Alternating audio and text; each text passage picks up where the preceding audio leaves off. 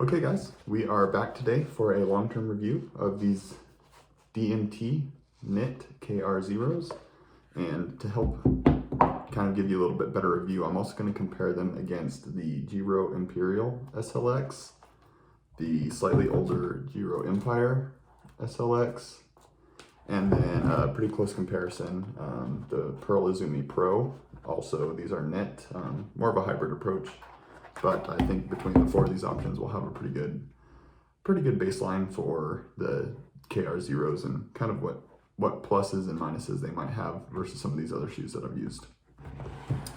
So right off the bat, we'll just jump into looks. So I've used these for over 6 months now and about 2,000 miles probably. So a little bit longer term review, not the longest of term reviews. But just from looks, I haven't cleaned these at all. You can see that they're still pretty clean, good looking. They do have a little bit, just a few folds in kind of the fabric here where, you know, as I tighten the BOA dials and loosen them, that's kind of just where it naturally folds to my foot.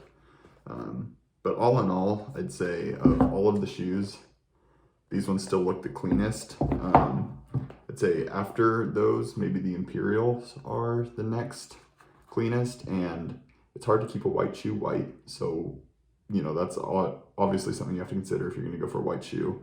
I will say the fabric on these wipes off pretty well, but it's not perfect. If you look at kind of the older style that I had for even longer before those Imperials, and again, I haven't cleaned any of these for the video, but you can kind of see the white, even though it's easier to wipe off, it does start to get kind of that yellowish hue to it. And then the worst of the bunch are the Pearl Izumi PRO. So this white mesh, the knit upper just collects dirt, and it's really difficult to clean. I have tried to clean these in the past. The best way I found to clean them was with a pressure washer. So not ideal, but they pick up a lot of dirt. That's where I really liked, and actually one of the main reasons I went for the black color for these is I knew the knit material gets really dirty and is really difficult to clean. So I went with the black, and it's paid off so far. It looks really good. Let's get into some of the more finer details. Of all the shoes, these by far have the best BOA dials. So they just click super smoothly, pop in, pop out. You know, it's by far the best BOA dial. Makes sense, it is the newer Li2. The second best BOA, it's going to be on the Imperial. So this is the older style, but what I do like here on these is that they have a little bit of a rubber gripper. So when your fingers are sweaty, it's really easy to grip. These newer BOAs do not have a rubber gripper on the outside, but they do have quite a good texture. So again, not difficult, and by far the best mechanism is on these shoes. The Pearl Izumi used the same BOA as the Imperials, and they work well. Pop in, pop out. I haven't had any issues with dirt or sand or anything clogging them up, so that's good. These ones don't use any sort of BOA dial. They actually just use a Velcro strap. Comfort-wise, these ones are actually surprisingly good. The way that these laces distribute the pressure really helps if you get a lot of foot numbness or pain from over-tightened shoes. They're easy to adjust, and it helps spread the pressure out pretty well. So that is a positive. A negative is that you have to be careful around your other cycling clothes. Velcro can ruin a lot of the Lycra or spandex that you wear. The other nice thing about these Imperials is the tongue is just, see if I can show that a little bit better. The tongue is just a little bit thicker. So again, it does a good job of kind of spreading out the pressure, and you can see kind of how these laces wrap around. So it spreads the pressure out pretty well, and you don't get any hot spots. On these DMT Knit, you can see they do a pretty good job on the bottom, but this top one only just goes straight across. So the pressure is a little bit more concentrated. It hasn't been an issue for me, but I have a very narrow foot.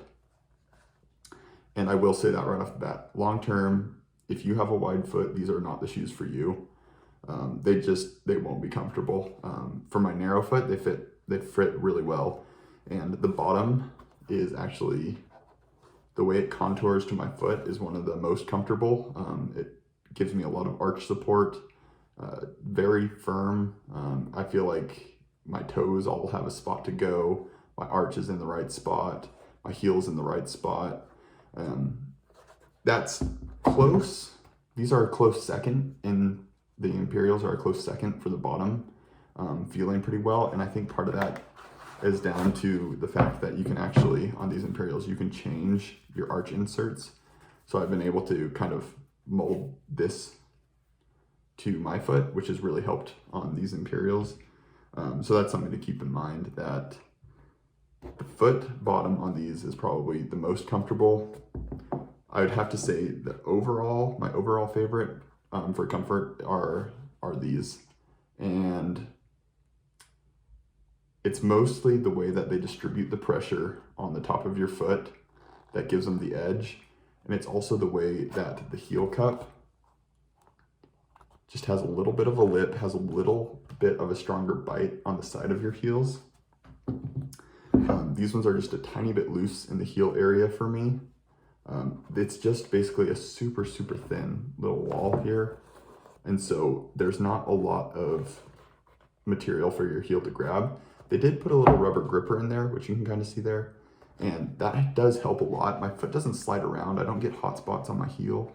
So nothing like that has been an issue. Just say from like a pure comfort security standpoint, I think these ones are just a little bit better and probably my overall favorite pick. But I will say these ones breathe really well. The bottom of the shoe has a lot of cutouts. The whole mesh upper breathes really well.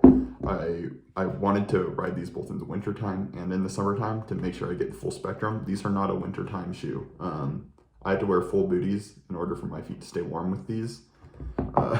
So these ones are also very breathable, but just not quite as breathable as these ones are. So if you ride somewhere warm, that's something to note.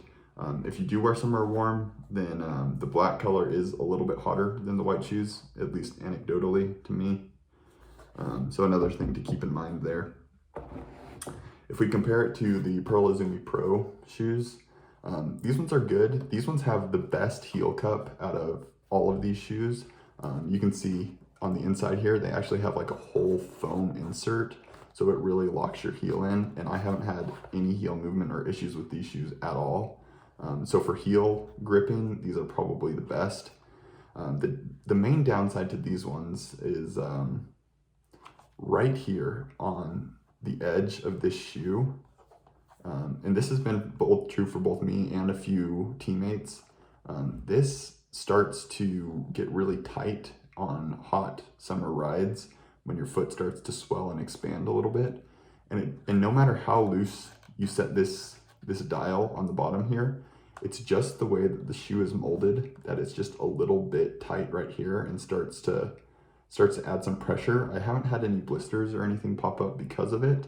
And nothing that makes me want to stop riding, but just something to call out for somebody that has a pretty narrow foot. I was pretty surprised that this actually kind of had pressure on the side of my foot. But these, I'd say, hold the heel the best. And they also feel very sock-like when you slide your foot into them. Same with these guys. These are basically like wearing a sock with a BOA dial on top. So you feel those BOA dials a little bit, kind of like I talked about earlier. But they're very comfortable. So these are probably my second favorite long-term shoe. And you can, these are like little nitpicks, but when you're buying an expensive shoe, these things start to add up and matter. So the heel is replaceable and it's still good, like it still has plenty of tread on it. One of the things that really annoyed me initially about these shoes was, if you remember from the very first video where I kind of did the first look, it has a little place for a screw to help hold your cleat position in place when you're swapping cleats. And that's made specifically for Look Kyo cleats that have a little cutout right here. So you can see on the Shimano ones, there's no cutout there. So I didn't put the little screw in because I couldn't access it once I had my cleat fixed in the right position. And so what that did is every time I pedaled, that little piece would clink back and forth and make a really annoying sound. So what I eventually had to do is I took off my cleat, I screwed the little bolt into that retaining pin, and then I couldn't fix it in the right spot, right? Because Shimano cleats don't have any access port to it. So I just had to screw the screw into the little port that holds the cleat positioning in place, and then just fix my Shimano cleats on top of it. So it won't be helpful for me when I'm transferring cleat position, but at least the annoying rattle sound is gone. And that has been worth it. So if you're running Shimano cleats or any cleats that don't have a little cutout for you to be able to fix that hole, make sure you put that screw in first, or you'll just get this clinking sound every time you do a pedal. Now that that's been fixed, much better riding. Similar to those DMT, the Giros here also have a replaceable heel cup. So you just take out that little screw and you can swap on the new bottom. Again, I don't really have an issue with these pieces wearing down quickly. I know some people do. I try not to walk in my shoes ever, and I try not to drag my feet when I come to a stop. If you look at the bottom of the sole, side by side here, you can see where the rocks chip it up. That's just gonna happen. Nothing you can do about that really, just from walking around, getting on and off the bike. So not a big deal there. When it comes to the comparison to these guys, these slightly older ones, these are still my favorite over these. These ones are the lightest of the bunch, I'd have to say, and part of that's due to the way that they're constructed. These Velcro straps and laces are super light. These boa dials add some weight, and it's just how it is. These also have the way the carbon wraps around on these ones comes up higher, so that's going to add weight on these ones here, right? That carbon side just is pretty much flat, so you get a little bit more side-to-side support with these. These ones are the lightest though of the bunch, and I've liked them a lot, but like I said, just the adjustability of the boa dials, for me, the Imperials are better. Really easy to adjust, so if you start to feel a numb spot, you just click it in or out, or tighten it, loosen it, getting ready for a sprint, whatever you want to do. With these, they are still adjustable, but I notice I have to look down and see, like, did I line up the Velcro right? Is it tight enough? Is it loose enough? So again, small nitpicks, but when we're going for something expensive, these are things that matter and add up to you. You also see the way the fabric is on this part. It gets really, really dirty, and it's impossible to clean. They pretty much fixed that issue on these shoes. You can see that behind here, it's now black instead of white. So even when these get dirty, you can't tell. And these other ones are just cutouts. So they're all just vents. So they don't have the same issue that these ones did initially. These are the heaviest of the bunch. No surprises there. If you're gonna go for these ones, try them on first, because like I said, they hold your foot really securely and they feel fantastic, especially, again, on the bottom of your foot. They fit really well, but you're definitely gonna wanna try them on to make sure that your foot doesn't have any issues running into kind of the side of the shoe right here, where you might start to feel that on a longer ride. But all in all, I'd say these are probably a very close second. They do run large, so I had to size down. These are 47s, these are 46, and these Pearl Izumi ones are 48. So just keep in mind when you're sizing that all the shoes can be different. The way that these are so thin, I had to size down, and I don't have any issues with my toes hitting the front. And you can see too, the way that they've wrapped kind of this tape over the top has really prevented a lot of tire scuffs, because I am a little bit taller. I get toe overlap on my bikes. It's pretty much unavoidable. So what I had to do to kind of remedy that is, you see on some of these, I put just a little bit of like white electrical tape there to protect from some of these toe scuffs. These have held up really well. So no complaints there. From a durability perspective, I haven't had any issues. These little cloths have not ripped through. They're all still holding the boa dials in place. I was initially worried a lot about this little guy just ripping right off, but so far so good. So again, super comfortable footbed. Just a little bit, you feel a little bit more pressure on the top, just the way that these boas are laced. Not bad. My main complaint with these is just, I really wish, even though they have this gripper, I really wish they would have just put a little bit of material there to keep your heel just secured just that little bit extra. And then these would probably be my favorite of the bunch.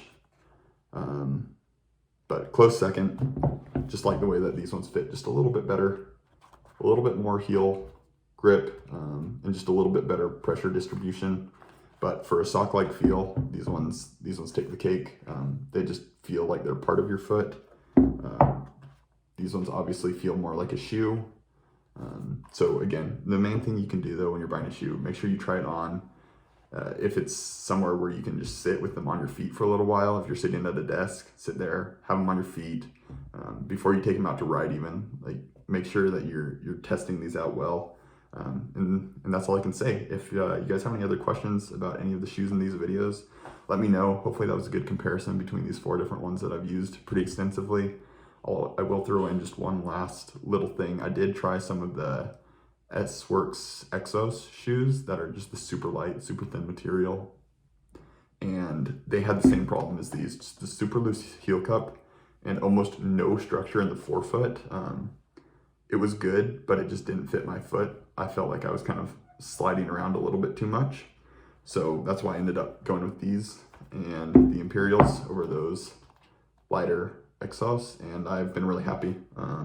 So again, let me know if there's anything you want to know more about any of these brands, and I'm happy to go through it with you. Happy to talk through any of the details, but my recommendation would be whatever shoes you like or think you look cool, try them on first, because the looks do not matter if they don't fit well. Same thing, weight does not matter if it doesn't fit well. And again, these shoes are for more narrow-footed people, and that's why I selected them. And yeah, hopefully they answer some of your long-term questions. If I didn't, let me know in the comments, and I'll get to it, answer them, and maybe make another video if there's enough questions. Thanks guys, see you in the next one.